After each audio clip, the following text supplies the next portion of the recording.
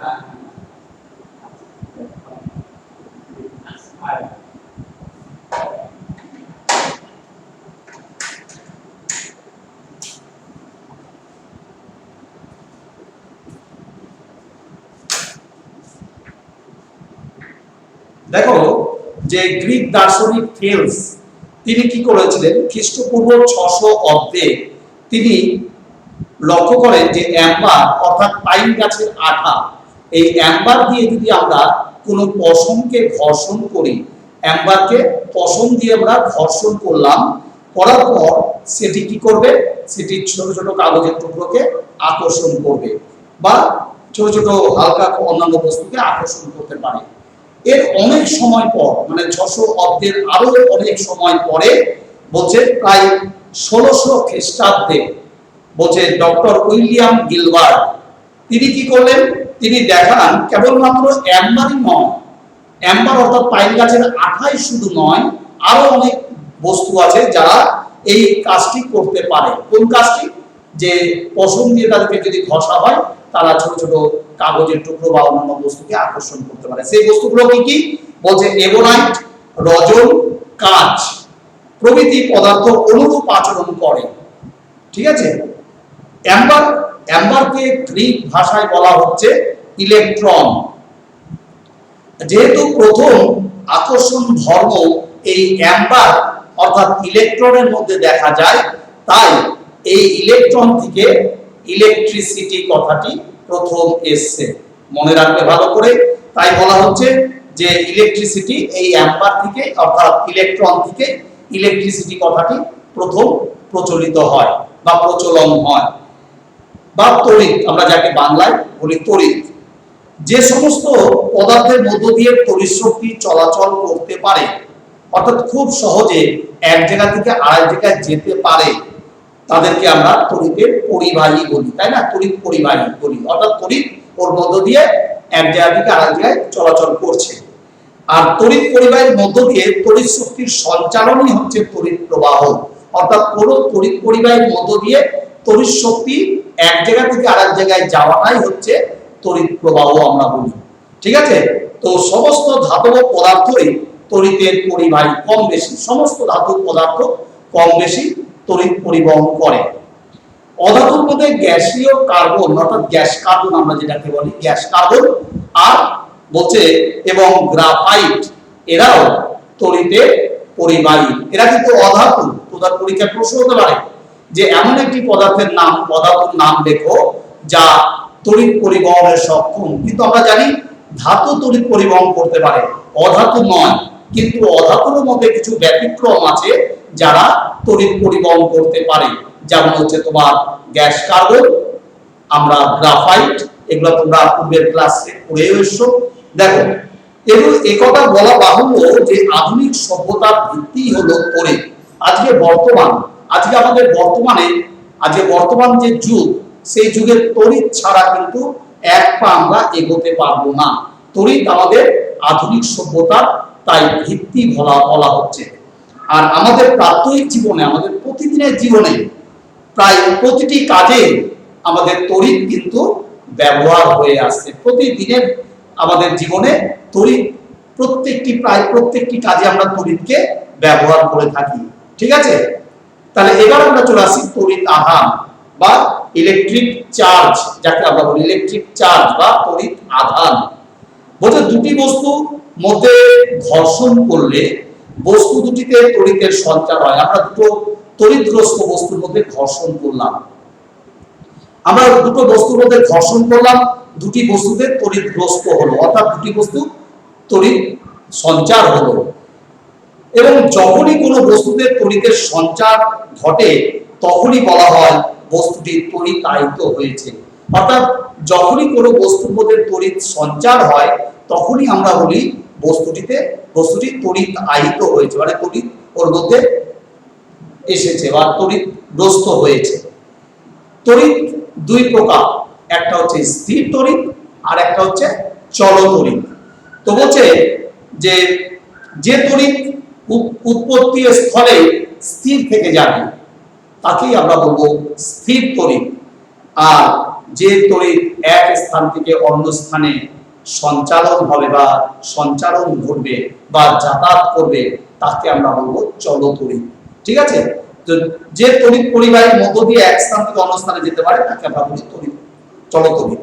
তো যে ভৌত ধর্মের জন্য কোনো বস্তু কণাকে একটি তড়িৎ চুম্বক ক্ষেত্রে যদি আমরা রাখি, কোনো বস্তু কণাকে আমরা একটা তড়িৎ চুম্বক ক্ষেত্রের মধ্যে রাখলাম, এবার কি দেখবো, রাখলে কণাটি একটি বল অনুভব করবে, কণাটির মধ্যে একটা বল সৃষ্টি হবে। তো বলছে তাকেই আমরা বলবো তড়িৎ আধান। তো তড়িৎ আধান দুই প্রকার, একটা হচ্ছে ধনাত্মক তড়িৎ আধান আর একটা হচ্ছে ঋণাত্মক তড়িৎ আধান। ধনাত্মক যে কোনো তড়িৎগ্রস্ত যে কোনো বস্তুর তড়িৎ আয়িতকরণের ব্যাখ্যা করা যায় ইলেকট্রনের আধিক্য বা ঘাটতির সাহায্যে। আমরা বলতে পারি কোনো বস্তুর মধ্যে তড়িৎগ্রস্ত হয়েছে বা কোনো বস্তু নিস্তড়িত হয়েছে, তাহলে আমরা ইলেকট্রন গ্রহণ বর্জনের মধ্য দিয়ে সেটা হয়ে থাকে। ঠিক আছে, তো দুটি বস্তুর মধ্যে ঘর্ষণের ফলে একটি বস্তু থেকে অন্য একটি বস্তুতে যদি ইলেকট্রনের সঞ্চারণ ঘটে, একটা বস্তু থেকে যদি আরেকটা বস্তুর মধ্যে ইলেকট্রন চলে যায়, দুটো বস্তুকে ঘর্ষণ করলাম, আমরা যে বস্তু একটা বস্তু থেকে যদি আরেকটা বস্তুতে ইলেকট্রন চলে যায়, তাহলে যে বস্তু থেকে ইলেকট্রনটি চলে গেল সেই বস্তুতে কিন্তু ইলেকট্রনের ঘাটতি হলো, সেই বস্তুতে ইলেকট্রনের সংখ্যা কমে গেল, তখন সেই বস্তুটিকে আমরা বলবো ধনাত্মক তড়িৎগ্রস্ত। ঠিক আছে, আর যে বস্তুতে ইলেকট্রন গ্রহণ হলো বা যে বস্তুতে ইলেকট্রন চলে গেল সেই বস্তুতে ইলেকট্রনের সংখ্যা বেড়ে গেল, তখন সেই বস্তুটিকে বলবো আমরা ঋণাত্মক তড়িৎগ্রস্ত বস্তু।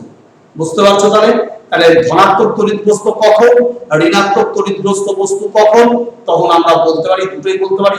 ঠিক আছে, আধানের মাত্রা আর একক। বলছে দেখো আধানের মাত্রা, বলছে তড়িৎ আধানের সিজিএস একক হচ্ছে ইএসইউ। ইএসইউ এর ফুল ফর্ম হচ্ছে ইলেকট্রোস্ট্যাটিক ইউনিট। তোমরা জানো এটা ইএসইউ এর তড়িৎ আধানের সিজিএস একক হচ্ছে ইএসইউ, যার ফুল ফর্ম হচ্ছে ইলেকট্রোস্ট্যাটিক ইউনিট, আর বা যাকে আমরা সংক্ষেপে স্ট্যাট কুলম্ব বলে থাকি। আর এসআই পদ্ধতিতে তড়িৎ আধানের একক হচ্ছে কুলম্ব। ঠিক আছে, 1 কুলম্ব সমান সমান 3 × 10⁹ ESU। তাহলে দেখো আমরা এসআই পদ্ধতিতে আমরা তড়িৎ আধানের একক কুলম্ব জানলাম। তাহলে তোমার কুলম্ব আর ইএসইউ এর মধ্যে সম্পর্ক কি, তোমাদের পরীক্ষায় যদি বলে কুলম্ব আর ইএসইউ এর মধ্যে সম্পর্ক কি, তখন তোমরা বলবে 1 কুলম্ব সমান সমান 3 × 10⁹ ইএসইউ। এটাই হচ্ছে কুলম্ব আর ইএসইউ অর্থাৎ স্ট্যাট কুলম্বের মধ্যে বা ইলেকট্রোস্ট্যাটিক ইউনিটের মধ্যে সম্পর্ক। বুঝতে পারছো? এবার আমরা চলে আসছি, দেখো কুলম্বের সূত্র। বিজ্ঞানী কুলম্ব, এই সূত্র তোমরা ক্লাস 8 এ পড়েছো। আজকে আমি এই সূত্রটা আবার পুনরায় বুঝাচ্ছি, তোমরা মন দিয়ে দেখো। বলছে কুলম্বের সূত্র কি? কুলম্বের সূত্রটি লেখো। তোমাদের পরীক্ষায় তো আসতে পারে কুলম্বের সূত্রটি লেখো, কুলম্বের সূত্রের গাণিতিক রূপটি লেখো, কুলম্বের সূত্রের ব্যাখ্যা দাও, এইরকম প্রশ্ন আসতে পারে। তাহলে আমরা চলে আসছি কুলম্বের সূত্র। কুলম্বের সূত্রটি দুটি স্থির বিন্দু, দুটো বিন্দু স্থির, দুটি স্থির বিন্দু আধানের মধ্যে কার্যকর তড়িৎ আকর্ষণ বা বিকর্ষণ, কার্যকর আকর্ষণ বা বিকর্ষণ বল কি হবে? আধান দুটির গুণফলের সমানুপাতিক হবে এবং ওদের আধান দুটির দূরত্বের বর্গের ব্যস্তানুপাতিক হবে।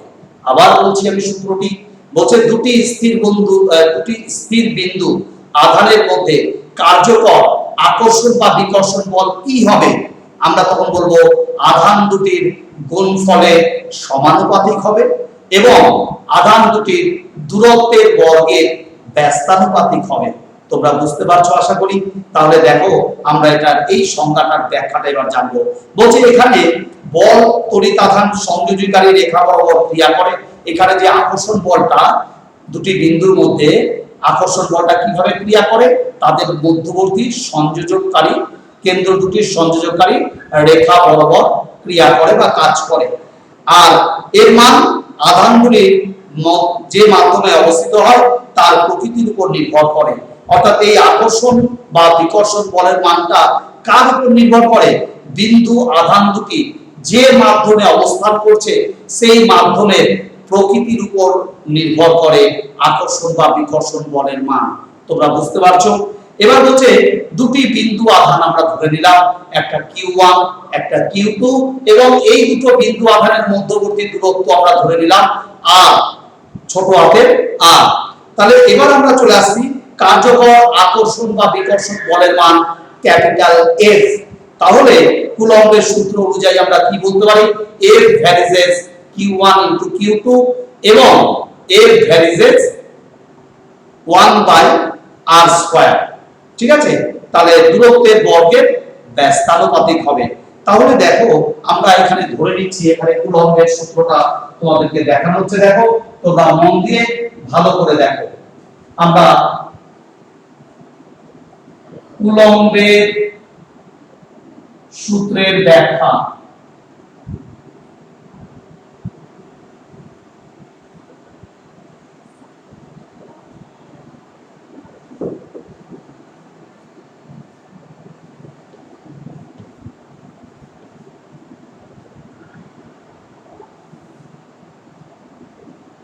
কুলম্বের সূত্রের ব্যাখ্যা।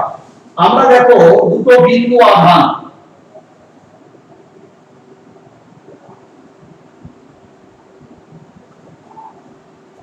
এটা Q1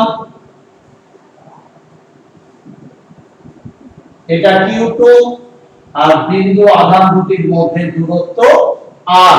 ঠিক আছে? আমরা ধরে নিচ্ছি, মনে করি, দেখো মনে করি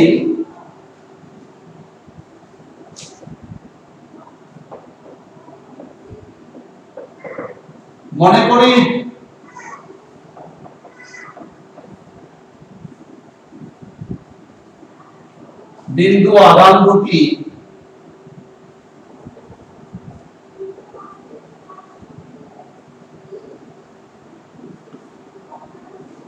যথাক্রমে Q1 ও Q2।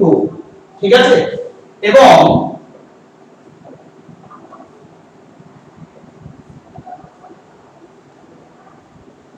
বিন্দু আধান দুটির মধ্যে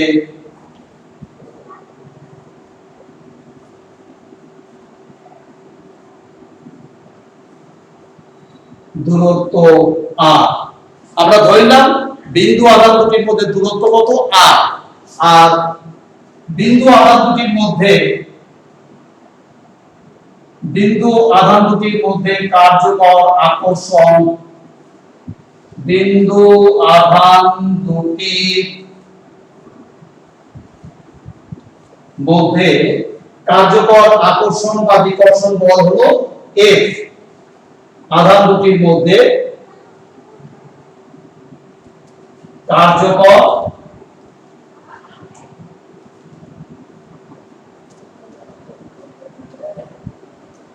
বিকর্ষণ বল হলো F, আমরা ধরে নিলাম। ঠিক আছে, তাহলে কুলম্বের সূত্র থেকে পাই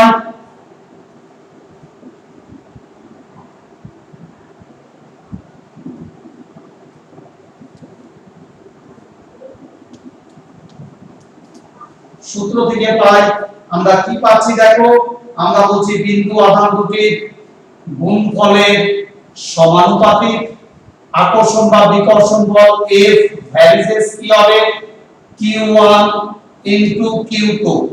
F varies as Q1 into Q2 এক নম্বর। আবার আমরা বলছি F varies as 1 by r square দুই নম্বর। ঠিক আছে, বুঝতে পারছো? তাহলে আমরা 1 নং ও 2 নং থেকে পাই কি পাচ্ছি F ভ্যারিজেস আমরা বলবো Q1 into Q2 by r square, দূরত্বের বর্গের ব্যস্তানুপাতিক। তাহলে or F equals to K into Q1 into Q2 by r square, এটাই হচ্ছে কুলম্বের সূত্র। তাহলে F equals to কি হবে F equals to K into Q1 into Q2 by r square. তোমরা বুঝতে পারছো আশা করি। তাহলে K এর মান আমরা কি এখানে K কি, এখানে K হলো একটি ধ্রুবক। ঠিক আছে, দেখো যেখানে K একটি ধ্রুবক, এখানে K হলো ধ্রুবক। ঠিক আছে, বুঝতে পারছো আশা করি। তাহলে K এখানে একটা ধ্রুবক আমরা দেখলাম। তাহলে এবার দেখো আমরা বলছে যার মান F Q1 Q2 ও R এর উপর নির্ভর করে। ঠিক আছে, নির্ভর। আর যে মাধ্যমে আধান দুটি অবস্থিত তার প্রকৃতির উপর অবশ্যই নির্ভর করবে। তাহলে দুটো জিনিসের উপর নির্ভর করছে K এর মান। K এর মান কি কি বিষয়ের উপর নির্ভর করে? K এর মান নির্ভর করে Q1 Q2 এবং R এর উপর নির্ভর করবে K এর মান। আর K এর মান কার উপর নির্ভর করবে? এই বিন্দু আধান দুটি যে মাধ্যমের অবস্থান করছে সেই মাধ্যমের প্রকৃতির উপর K এর মানটা নির্ভর করবে। তাহলে K এর মান দুটো বিষয়ের উপর নির্ভর করছে। তাহলে তোমরা বুঝতে পারছো। এবার চলে আসছি আমরা দেখো, তাহলে এবার আমরা যে এই ধ্রুবকটিকে বলা হয় স্থির তড়িৎ। এই K কে বলা হচ্ছে কি স্থির তড়িৎ, বা আমরা ধ্রুবক স্থির বল ধ্রুবক, স্থির তড়িৎ বল ধ্রুবক বা কুলম্ব ধ্রুবক বলবো, যে কোনো একটা বললেই হবে। আমরা এই এর K হলো কি, K হলো স্থির তড়িৎ বল ধ্রুবক বা কুলম্ব ধ্রুবক, যে কোনো একটা বললেই হবে। এবার বলছে বায়ুর ক্ষেত্রে সিজিএস পদ্ধতিতে K এর মান কত হবে? তাহলে বায়ুতে যদি অবস্থান করে বিন্দু আধান দুটি, তাহলে সিজিএস পদ্ধতিতে K এর মান হবে 1 আর যেখানে সূত্রটি লেখা যাবে F equals to 1 into Q1 into Q2 by r square. তাহলে 1 এর সাথে ওটা গুণ করলে কি হবে? আমরা F equals to Q1 into Q2 by r square. বুঝতে পারছো? তাহলে কুলম্বের সূত্র আশা করি তোমরা বুঝতে পেরেছো। আমাদের গাণিতিক রূপটা দেখতে পাচ্ছো, এইভাবে তোমরা করবে। ঠিক আছে, এবার চলে আসছি আমরা তড়িৎ বিভব। তড়িৎ বিভবটা কি এবং বিভব পার্থক্যই বা কি? তাহলে আমরা চলে আসছি দেখো, তড়িৎ বিজ্ঞানে তড়িৎ বিভবের ধারণা অত্যন্ত গুরুত্বপূর্ণ। কেন গুরুত্বপূর্ণ? কারণ হচ্ছে তড়িৎ প্রবাহ মাত্রার মান আর প্রবাহের অভিমুখ নির্ধারণের জন্য তড়িৎ বিভব তথা বিভব পার্থক্য সম্পর্কে আমাদের ধারণা থাকা দরকার। বলছে যে তড়িৎ বিভব তড়িৎ বিজ্ঞানের ক্ষেত্রে একটা গুরুত্বপূর্ণ বিষয়। কেন গুরুত্বপূর্ণ বিষয়? বলছে যে তড়িৎ প্রবাহের মান এবং তড়িৎ প্রবাহের অভিমুখ এই দুটো কিসের উপর নির্ভর করে? আমাদের বিভব, তড়িৎ বিভব আর বিভব পার্থক্যের উপর নির্ভর করে। তাই এটা একটা গুরুত্বপূর্ণ বিষয়। তাহলে তড়িৎ বিভবটা কি? তোমাদের যদি সংজ্ঞা চাই তড়িৎ বিভব কি বা তড়িৎ বিভবের সংজ্ঞা দাও, তখন আমরা বলবো যে কোনো পরিবাহী তড়িতায়িত হলে, অর্থাৎ কোনো পরিবাহী আছে, সেটা অবশ্যই ধাতু হতে হবে, যে কোনো ধাতু তড়িতের পরিবাহী। তাহলে বলছে কোনো পরিবাহী তড়িতায়িত যদি হয়, ওর মধ্যে তড়িৎ সঞ্চার হয়, তাহলে ওই পরিবাহীটি অন্য কোনো পরিবাহীকে তড়িৎ দিতে পারে। কোন পরিবাহী যদি তড়িতায়িত হয়, অর্থাৎ ওর মধ্যে দেখো ওই পরিবাহীটির মধ্যে তড়িৎ সঞ্চার হয়েছে, অর্থাৎ তড়িৎ সৃষ্টি হয়েছে। এবার ওই পরিবাহীটি কি করবে? ওই পরিবাহী অন্য কোনো পরিবাহীকে তড়িৎ দেবে বা অন্য কোনো পরিবাহী থেকে নিজে তড়িৎ গ্রহণ করবে। এই দুটির যে কোনো একটি হবে, তাই তো? এই দুটির মধ্যে যে কোনো একটি হতে হবে। তখন আমরা বলবো যে পরিবাহী এই রকম তড়িৎ অবস্থাকে বলা হবে তড়িৎ বিভব। বুঝতে পারছো তাহলে? এবার বলছে উচ্চ বিভব আর নিম্ন বিভব। এটা কি বলছে? কোনো একটি নির্দিষ্ট ক্ষেত্রে প্রচুর পরিমাণ ধনাত্মক আধান যদি উপস্থিত থাকে, কোনো একটা নির্দিষ্ট ক্ষেত্রে দেখা যাচ্ছে প্রচুর পরিমাণ ধনাত্মক আধান ওখানে সৃষ্টি হয়েছে বা আছে, তাহলে কি হবে? সেই ক্ষেত্রটা হয়ে যাবে উচ্চ বিভব। আর অনুরূপভাবে কোনো একটি নির্দিষ্ট ক্ষেত্র যদি একেবারে তড়িৎ আধান যদি কম থাকে, ঠিক আছে, তখন তাকে আমরা বলবো ঋণাত্মক বিভব। তড়িৎ আধান উপস্থিত থাকে তখন আমরা তাকে বলবো ঋণাত্মক। তড়িৎ আধান যদি ওখানে উপস্থিত থাকে তখন তাকে আমরা বলবো নিম্ন বিভব। তবে বিভব দুই প্রকার তোমরা জানছো, একটা উচ্চ বিভব আর একটা নিম্ন বিভব। নিম্ন বিভব কিন্তু ঋণাত্মক আর উচ্চ বিভব প্লাস, পজিটিভ, ধনাত্মক। এখন প্রচলিত নীতি অনুসারে যে উচ্চ বিভব থেকে নিম্ন বিভবে তড়িৎ সঞ্চারিত হবে, আমরা সকলেই জানি উচ্চ বিভব থেকে তড়িৎ কোন দিকে যাবে? নিম্ন বিভবে যাবে, তাই না? তাই আমরা জানি যে ইলেকট্রনের প্রবাহ বা ইলেকট্রনের অভিমুখ যেদিকে হয় তার বিপরীত দিকে তড়িৎ প্রবাহ হয়। এটা মাথায় রাখবে। তাহলে দেখো, এটা যদি একটা তড়িতের পরিবাহী হয়, তাহলে আমরা দেখাচ্ছি তোমাদেরকে, তোমরা মন দিয়ে দেখো।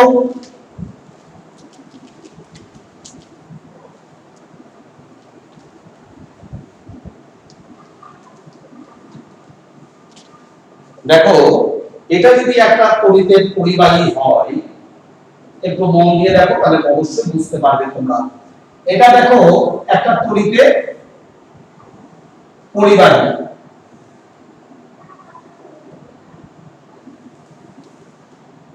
এটা একটা তড়িতের পরিবাহী।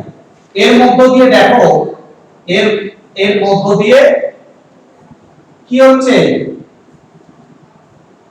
ইলেকট্রন প্রবাহ হচ্ছে।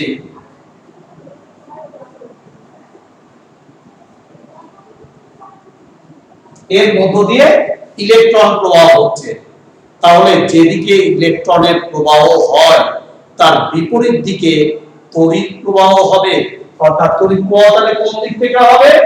এই দিক থেকে তাহলে তড়িৎ প্রবাহ হবে। এটা কি হবে? তড়িৎ প্রবাহ হচ্ছে, তড়িৎ প্রবাহ এদিকে হবে। তাহলে মনে রাখবে, ইলেকট্রনের অভিমুখ যেদিকে হবে, অর্থাৎ ইলেকট্রনের প্রবাহ যেদিকে হবে তার বিপরীত দিকে তড়িৎ প্রবাহ হবে। এটা মাথায় রাখবে, তাহলেই তোমরা জানতে পারবে তাহলে তড়িৎ প্রবাহের অভিমুখ কোন দিকে। তোমাদের যদি পরীক্ষায় প্রশ্ন করে, ছোট্ট প্রশ্ন 1 নম্বরের, যে তড়িৎ প্রবাহের অভিমুখ কোন দিকে হয়, তখন তোমরা বলবে ইলেকট্রনের অভিমুখ যেদিকে হয় বা ইলেকট্রনের প্রবাহ যেদিকে হয় তার বিপরীত দিকে তড়িৎ প্রবাহ হয়। ঠিক আছে? এবার আমরা চলে আসছি বিভব পার্থক্য। বিভব পার্থক্যটা তাহলে নিশ্চয়ই বুঝতে পারছো, উচ্চ বিভব আর নিম্ন বিভব এদের মধ্যে যে পার্থক্য তাকেই আমরা বলবো বিভব পার্থক্য। বুঝতে পারছো? তাহলে উচ্চ বিভব কি? ধনাত্মক, অনেক বেশি তড়িৎ আছে। আর নিম্ন বিভব মানে একেবারে অল্প তড়িৎ, মানে তড়িৎ নেই, মাইনাস। তাহলে উচ্চ বিভব আর নিম্ন বিভবের মধ্যে যে পার্থক্য তাকেই আমরা বলবো বিভব পার্থক্য।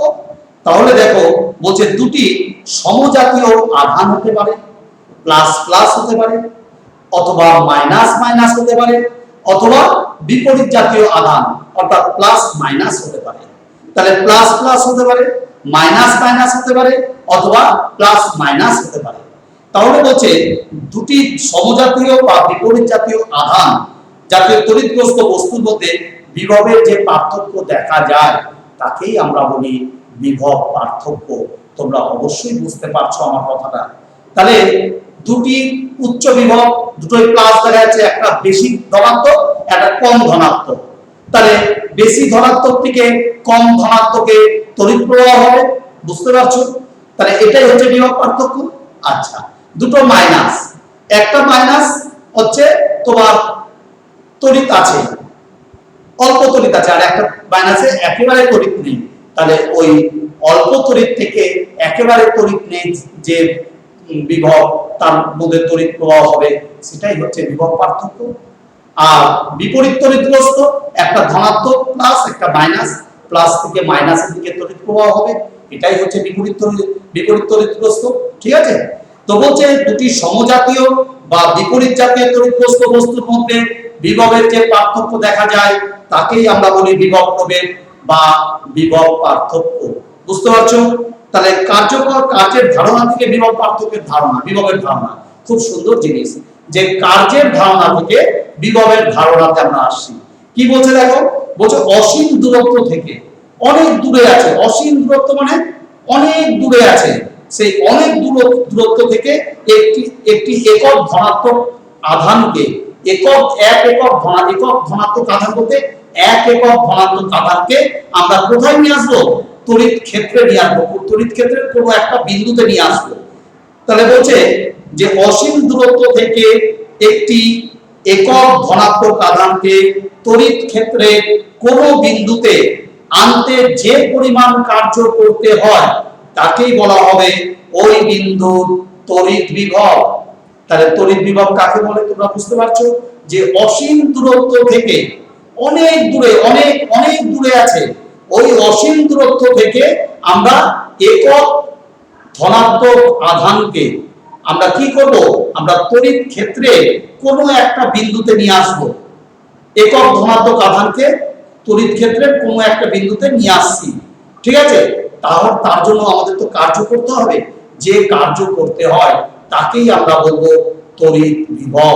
বুঝতে পারছো? তাহলে তড়িৎ বিভব, তাহলে অসীম দূরত্ব থেকে যদি আমরা plus Q, positive q, plus q একক আধানকে তড়িৎ ক্ষেত্রের কোনো বিন্দুতে আমরা আনতে যদি ডাব্লু কৃতকার্য করতে হয়, তাহলে কৃতকার্য করতে হয়, তবে ওই বিন্দুর বিভব কি হবে?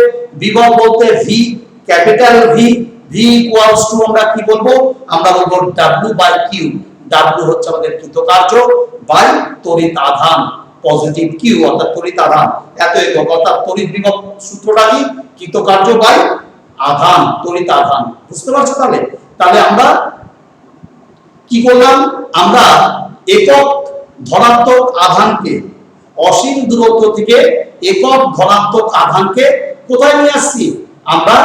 আমরা তড়িৎ ক্ষেত্রের কোনো একটা বিন্দুতে নিয়ে আসছি, আর ওই বিন্দুতে আনতে আমাদের কৃতকার্য করতে হচ্ছে ডাব্লু। তাহলে আমরা ধরে নাও অসীম দূরত্ব আধান থেকে, অসীম দূরত্ব থেকে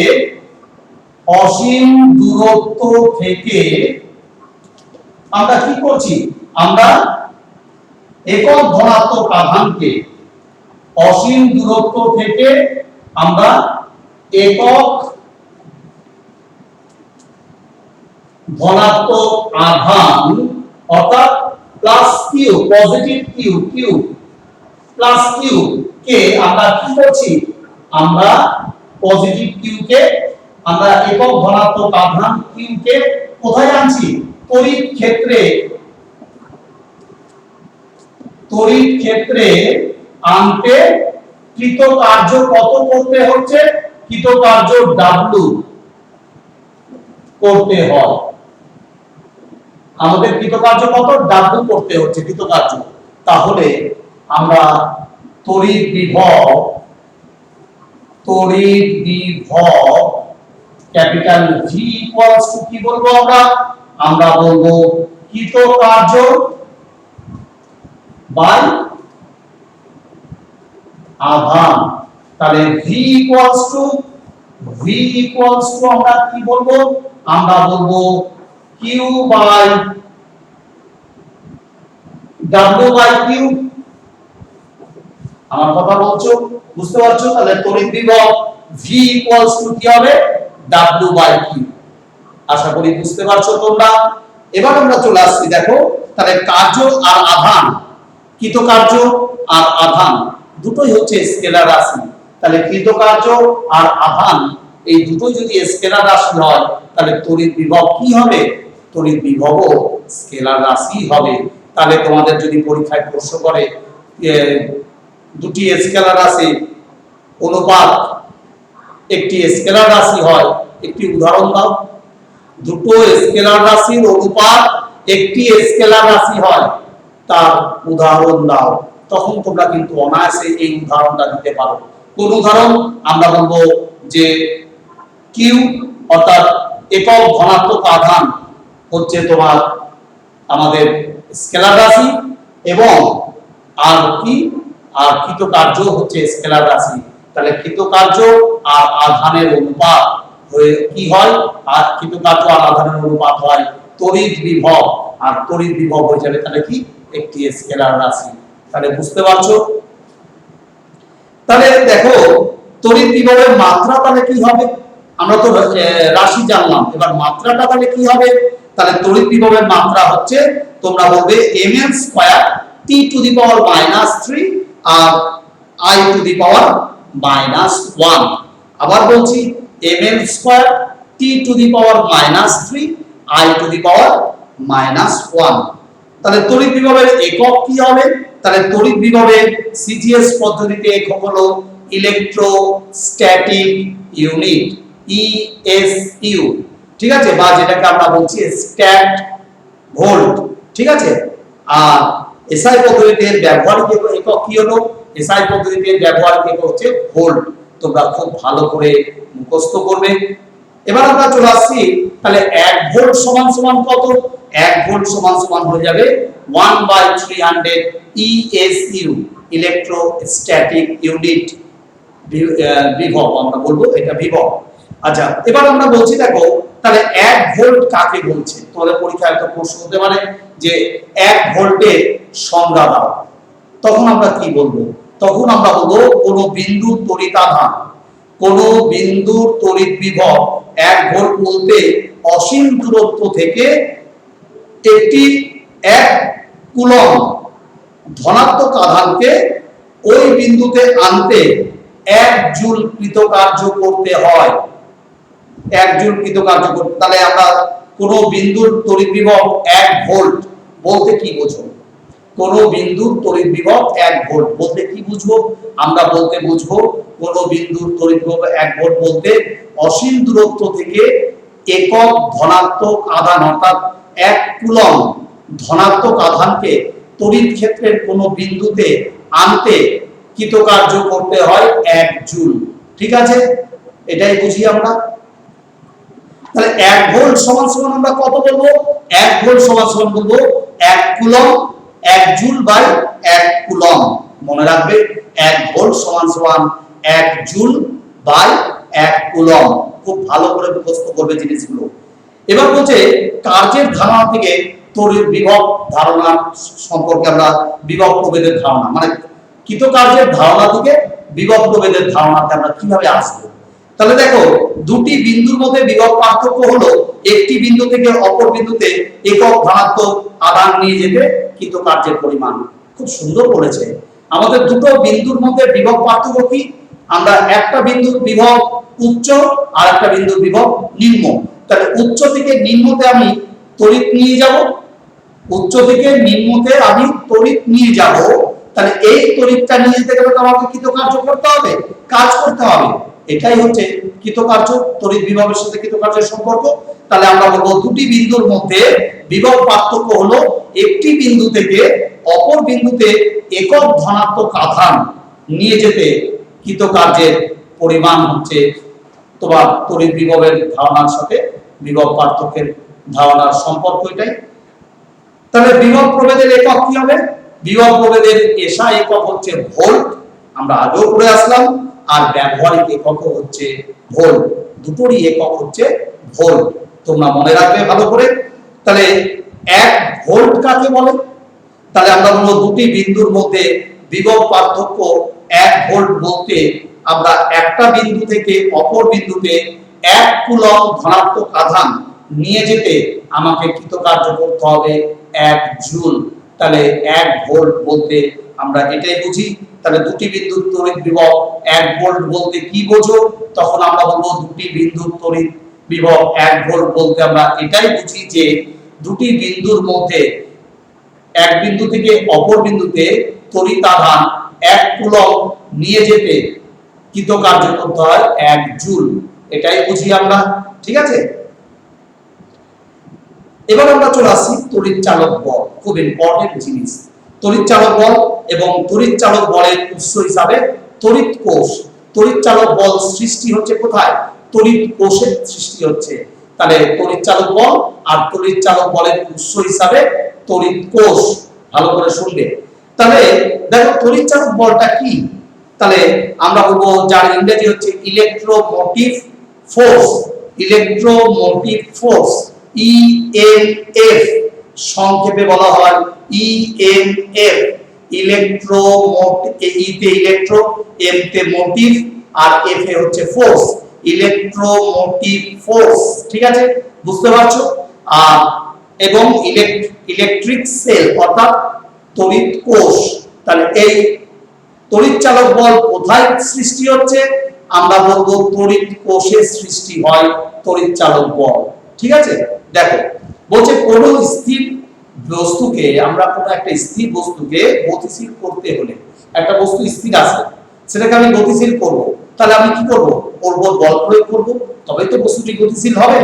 তো বলছে আমরা যেমন বল প্রয়োগ করতে হয় তেমনি কোন পরিবাহীতে তড়িৎ প্রবাহ মাত্রা সৃষ্টি করার জন্য বা প্রবাহ বজায় রাখার জন্য একটা বলের প্রয়োজন হয়। খুব সুন্দর বলেছে।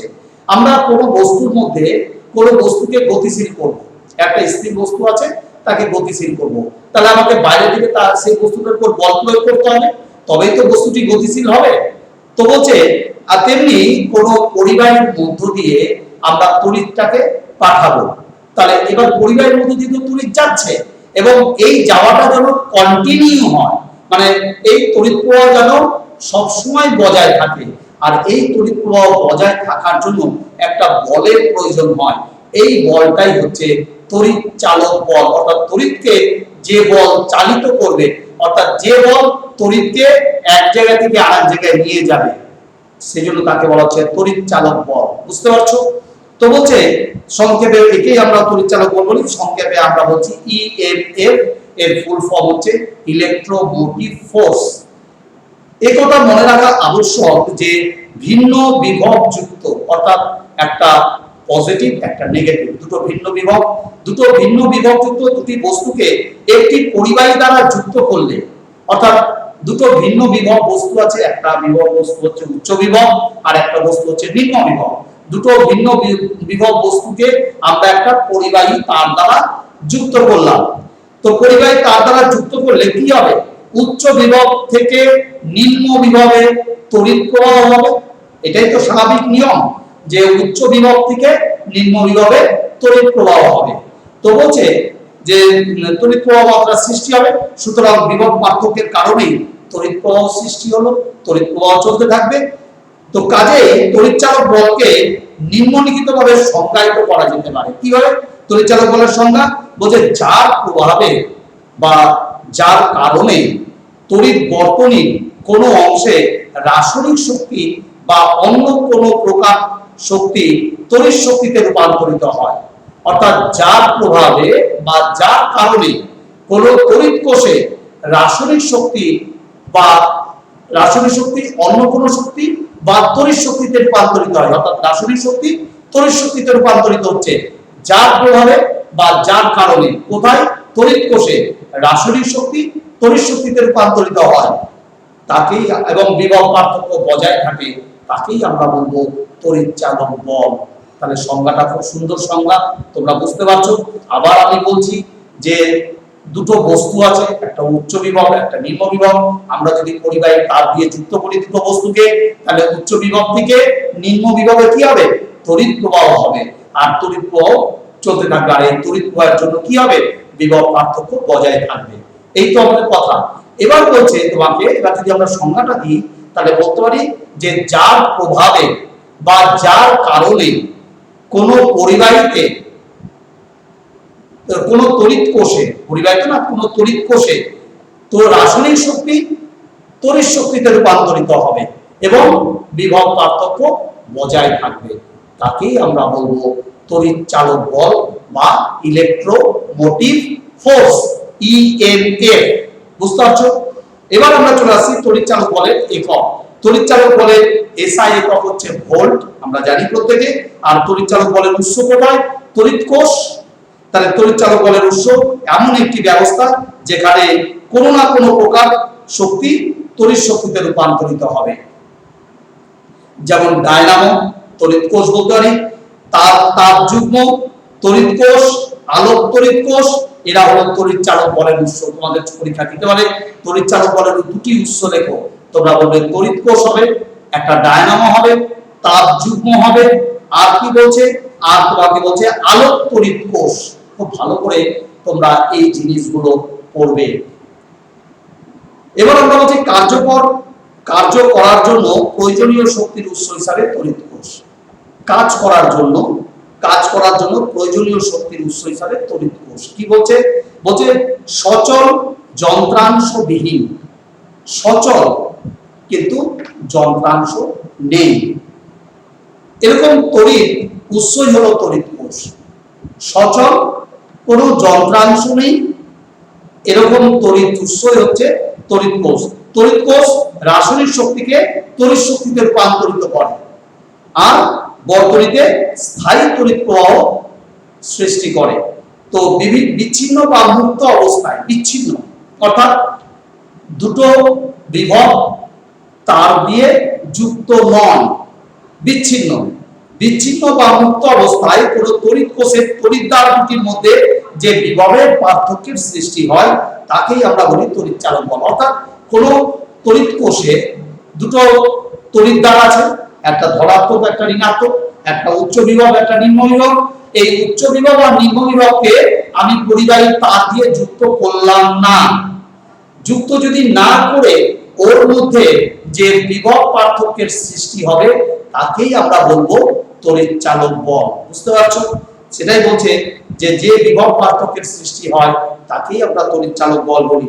তাহলে একটি সরল ভোল্টীয় কোষের তড়িৎ চালক বল হচ্ছে 1.08 ভোল্ট। একটি নির্জল কোষের তড়িৎ চালক বলের মান হচ্ছে 1.5 ভোল্ট। বলতে কি বোঝো? একটি নির্জল কোষ অর্থাৎ ব্যাটারি, ওটা হচ্ছে নির্জল কোষ, ওর মধ্যে কোনো জল থাকে না, নির্জল বলছে ওই জন্য নির্জল কোষ, ড্রাই সেল যেটাকে আমরা বলি। তো নির্জল কোষ, তো এটা তড়িৎ চালক বল হচ্ছে কত, 1.5 ভোল্ট। বলতে কি বোঝায়? তাহলে আমরা বলবো কোষটির ধনাত্মক মেরু থেকে ঋণাত্মক মেরুতে 1 কুলম্ব তড়িৎ আধান নিয়ে যেতে আমাদের কৃতকার্য করতে হয় 1.5 জুল। ঠিক আছে? তাহলে নির্জল কোষের তড়িৎ চালক বল 1.5 ভোল্ট। বলতে কি বোঝো? 1.5 ভোল্ট বলতে আমরা এটাই বুঝি ওই তড়িৎ কোষের ধনাত্মক মেরু থেকে ঋণাত্মক মেরুতে 1 একক তড়িৎ আধান নিয়ে যেতে আমাদের কৃতকার্য করতে হয় 1.5 জুল। ভালো করে মনে রাখবে, 1 কুলম্ব তড়িৎ আধান নিয়ে যেতে। হ্যাঁ, তাহলে এবার আমরা চলে আসি তড়িৎ চালক বল আর বিভব পার্থক্যের মধ্যে, বিভব প্রভেদের মধ্যে পার্থক্য খুব ইম্পর্টেন্ট, তোমরা ভিভিআই দিয়ে দাও। তড়িৎ চালক বল আর বিভব প্রভেদের মধ্যে পার্থক্যগুলি লেখো। তখন আমরা বলবো দেখো এখানে 5টা পার্থক্য দিচ্ছে, আরো একটা পার্থক্য আমাদের করে নিতে হবে। কোথা থেকে? আমাদের কোনো একটা সহায়িকা রায় মার্টিন থেকে হোক আর কোনো একটা সহায়িকা থেকে আমাদের একটা পার্থক্য করে নিতে হবে। তো বলছে প্রথমে তড়িৎ চালক বলের সংজ্ঞা, আমাদের বিচ্ছিন্ন বা মুক্ত বর্তনীতে কোন তড়িৎ কোষের তড়িৎ দ্বারের মধ্য দুটি তড়িৎ দ্বয়ের মধ্যে যে বিভবের পার্থক্যের সৃষ্টি হয় তাকে তড়িৎ চালক বল বলি। আর বদ্ধ বর্তনীতে অর্থাৎ দুটো তড়িৎ দ্বারকে আমরা পরিবাহী তার দিয়ে যুক্ত করলে ওই তড়িৎ দ্বার দুটির মধ্যে যে বিভবের পার্থক্যের সৃষ্টি হয় তাকে আমরা বিভব পার্থক্য বলি। রাসায়নিক তড়িৎচালক বল রাসায়নিক শক্তি তড়িৎ শক্তিতে রূপান্তরিত হয়, তাই না? আর বিভব পার্থক্যে তড়িৎ শক্তি অন্য কোনো শক্তিতে, বলছে বর্তনীতে তড়িৎ শক্তি অন্য কোনো শক্তিতে রূপান্তরিত হলে তাহলে আমরা বলবো বিভব পার্থক্যের সৃষ্টি হয়েছে। তড়িৎচালক বল হলো বিভব প্রভেদের কারণ, আর বিভব প্রভেদ হচ্ছে তড়িৎচালক বলের ফল। কোষের তড়িৎচালক বলের মান বিভব পার্থক্যের তুলনায় অনেক বেশি হয়। তড়িৎচালক বলের মান বিভব পার্থক্যের তুলনায় অনেক বেশি হবে কোষের মধ্যে, আর বিভব পার্থক্যের মান তড়িৎচালক বলের থেকে অনেক কম হবে। কোষের তড়িৎচালক বলের মান বর্তনীর রোধের উপর নির্ভর করে না। কোষের তড়িৎচালক বল মনে রাখবে বর্তনীর যে রোধ সেই রোধের উপর কখনোই নির্ভর করবে না, আর বিভব পার্থক্যের মান অবশ্যই বর্তনীর রোধের উপর নির্ভর করবে, মনে রাখবে। এবার আমরা চলে আসি তড়িৎ প্রবাহ মাত্রা।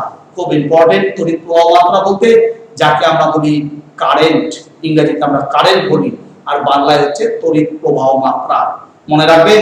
তো বলছে যে তড়িৎচালক বলের প্রভাবে কোন পরিবাহীর মধ্য দিয়ে মুক্ত ইলেকট্রন করার নিরবিচ্ছিন্ন প্রবাহই হলো তড়িৎ প্রবাহ। আমরা বলবো তড়িৎচালক বলের প্রভাবে কোন পরিবাহীর মধ্য দিয়ে মুক্ত ইলেকট্রন করা নিরবিচ্ছিন্ন প্রবাহ, অর্থাৎ কন্টিনিউ, মানে বিচ্ছিন্ন হবে না, একবারে ধারাবাহিকভাবে ইলেকট্রন কণার স্রোত চলতে থাকবে, তখন আমরা বলবো তাকে তড়িৎ প্রবাহ। কারণ ইলেকট্রন কণা যেদিকে প্রবাহ হয় তার বিপরীত দিকে তড়িৎ প্রবাহ হয়, আমি আগেই তোমাদেরকে আলোচনা করেছি, ঠিক আছে? তাহলে প্রচলিত প্রথা অনুসারে ধনাত্মক আধানের প্রবাহের অভিমুখী হলো তড়িৎ প্রবাহের অভিমুখ, অর্থাৎ ধনাত্মক আধান এর অভিমুখী হচ্ছে তড়িৎ প্রবাহের অভিমুখ। আবার এইভাবেও আমরা বলতে পারি ইলেকট্রন কণার অভিমুখ যেদিকে হয় তার বিপরীত দিকে তড়িৎ প্রবাহ হয়। কাজে পরিবাহীতে মুক্ত ইলেকট্রন কণার প্রবাহ যে অভিমুখে ঘটে তড়িৎ প্রবাহের অভিমুখ তার বিপরীত দিকে হয় বলে ধরে নেওয়া হয়। আমি একটু আগে আলোচনা করলাম। তাহলে এবার তড়িৎ প্রবাহ মাত্রার সংজ্ঞা তোমাদের পরীক্ষায় দেয় যে তড়িৎ প্রবাহ মাত্রার সংজ্ঞা লেখো, তখন আমরা বলবো পরিবাহীর যে কোনো প্রস্থচ্ছেদের মধ্য দিয়ে, পরিবাহীর যে কোনো প্রস্থচ্ছেদের মধ্য দিয়ে প্রতি সেকেন্ডে যে পরিমাণ ধনাত্মক আধান প্রবাহিত হয় তাকেই আমরা বলবো ওই পরিবাহীর প্রবাহ মাত্রা। আবার আমি বলছি কোন পরিবাহী যে কোনো প্রস্থচ্ছেদের মধ্য দিয়ে প্রতি সেকেন্ডে, অর্থাৎ 1 সেকেন্ডে যে পরিমাণ তড়িৎ আধান প্রবাহিত হবে তাকেই আমরা বলবো ওই পরিবাহীর প্রবাহ মাত্রা, ঠিক আছে? তাহলে কোন পরিবাহীর প্রস্থচ্ছেদের মধ্য দিয়ে যদি টি সেকেন্ডে কিউ পরিমাণ ধনাত্মক আধান যদি প্রবাহিত হয়, টি সেকেন্ডে কিউ পরিমাণ ধনাত্মক আধান প্রবাহিত হয়েছে, তাহলে ওই পরিবাহীর প্রবাহ মাত্রা I ইকুয়ালস টু কি বলবো কিউ বাই টি। তাহলে টি দিয়ে যদি আমি কিউ কে ভাগ করি তাহলে তড়িৎ প্রবাহ মাত্রা পেয়ে যাব, অর্থাৎ তড়িৎ প্রবাহ মাত্রা ইকুয়ালস টু আধান বাই সময়। মনে রাখবে এই সূত্র দিয়ে কিন্তু আমাদের অঙ্ক হবে I equals to q by t. I এখানে হচ্ছে তড়িৎ প্রবাহ মাত্রা, আর কিউ হচ্ছে আমাদের আধান, ধনাত্মক আধান, আর টি হচ্ছে সময়। তাহলে আমাদের দেখা যাচ্ছে তড়িৎ প্রবাহ মাত্রা, তাহলে তড়িৎ প্রবাহ মাত্রার একক কি? তাহলে আমরা বলবো সিজিএস পদ্ধতিতে তড়িৎ প্রবাহ মাত্রার একক হচ্ছে ইএমইউ, অর্থাৎ ইলেকট্রোম্যাগনেটিক ইউনিট। ইএমইউ খুব ভালো করে শুনবে যে সিজিএস পদ্ধতিতে তড়িৎ প্রবাহ মাত্রার একক হচ্ছে ইএমইউ, অর্থাৎ ইলেকট্রোম্যাগনেটিক ইউনিট, এবং এসআই পদ্ধতিতে যার একক হচ্ছে অ্যাম্পিয়ার।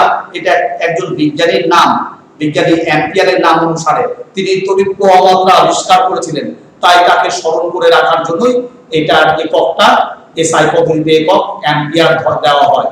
আর ভোল্টও একজন বিজ্ঞানী কিন্তু তড়িৎ বিভবের একক কি ভোল্ট, এই তড়িৎ বিভবের একক হচ্ছে ভোল্ট, এটাও একজন বিজ্ঞানী আলেসান্দ্রো ভোল্টা, এই ভোল্টার নাম থেকে তার ভোল্ট করা হয়েছে, ঠিক আছে? এবার আমরা চলে আসছি কোন পরিবাহীর 1 অ্যাম্পিয়ার কাকে বলছে, তাহলে তোমাদের পরীক্ষায় দিতে পারে সংজ্ঞা। 1 অ্যাম্পিয়ার কাকে বলে? তখন আমরা বলবো কোন পরিবাহী যে কোনো প্রস্থচ্ছেদের মধ্য দিয়ে আমরা 1 সেকেন্ডে যদি 1 জুল তড়িৎ প্রবাহিত হয় তাহলে ওই পরিবাহীর প্রবাহ মাত্রা হবে 1 অ্যাম্পিয়ার। আবার বলছি, কোন পরিবাহী যে কোনো প্রস্থচ্ছেদের মধ্য দিয়ে যদি 1 জুল তড়িৎ প্রবাহ হয়, 1 সেকেন্ডে যদি 1 জুল তড়িৎ প্রবাহ হয় তাহলে আমরা ওই পরিবাহীর প্রবাহ মাত্রা হবে 1 অ্যাম্পিয়ার। মনে রাখবে ভালো করে। তাহলে 1 ইএমইউ অর্থাৎ ইলেকট্রোম্যাগনেটিক ইউনিট, ইএমইউ তড়িৎ প্রবাহ মাত্রা সমান 10 অ্যাম্পিয়ার। তাহলে আমরা দেখো এসআই পদ্ধতি আর সিজিএস পদ্ধতির মধ্যে সম্পর্ক তৈরি করে ফেললাম। 1 ইএমইউ ইকুয়ালস টু 10 অ্যাম্পিয়ার।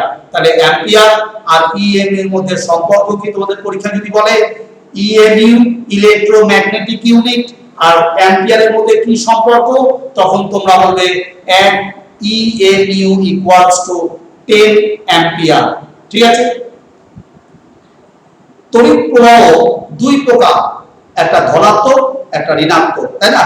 আর বলছে সমপ্রবাহ, একটা হচ্ছে পরিবর্তী প্রবাহ অর্থাৎ ডাইরেক্ট কারেন্ট, আর একটা হচ্ছে অল্টারনেটিং কারেন্ট। ঠিক আছে?